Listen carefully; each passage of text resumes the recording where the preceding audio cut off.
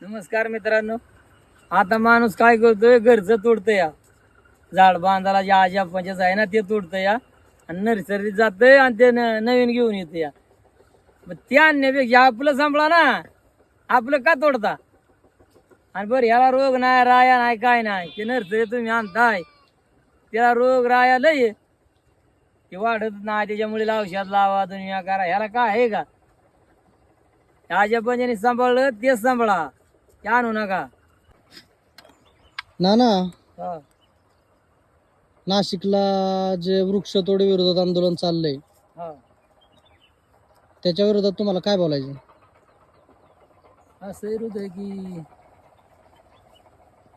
नाशिकला मी पण ते मोबाईल मध्ये पाहिलं या.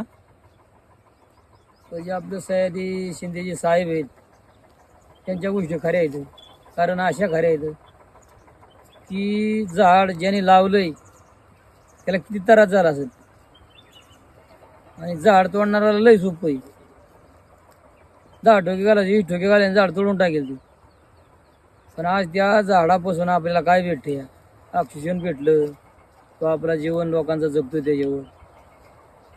आणि ते जे करतात ना शिंदे साहेब, ते खरोखर त्यांची चांगली गोष्ट आहे. कारण झाडासाठी ते आडवं येते. ते काय येतात तर देशासाठी किंवा समाजासाठी कार्य करतात. ते स्वतःसाठी करीत नाही, समाजासाठी देशासाठी करतात.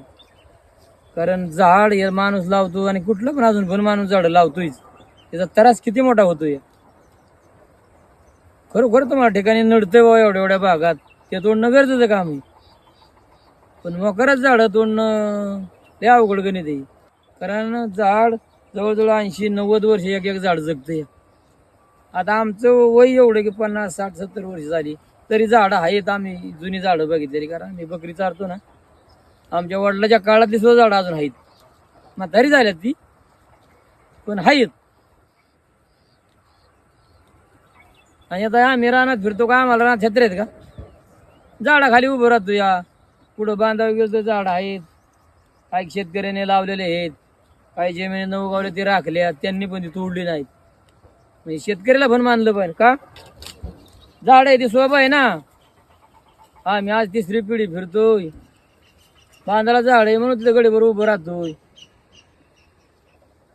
आणि उभं राहिलो आम्हाला पण त्या आशीर्वाद झाडाला आम्ही देतो. यायला काय सावली, गोड सावली, गार सावली. आमची बकरी जर चरली, दिवसभर चरली, तासभर का झाडाखाली उभे राहतात. त्या टायमाला बकऱ्यांना, गुरा ढोराला, जनावराला चांगली गोष्ट आहे.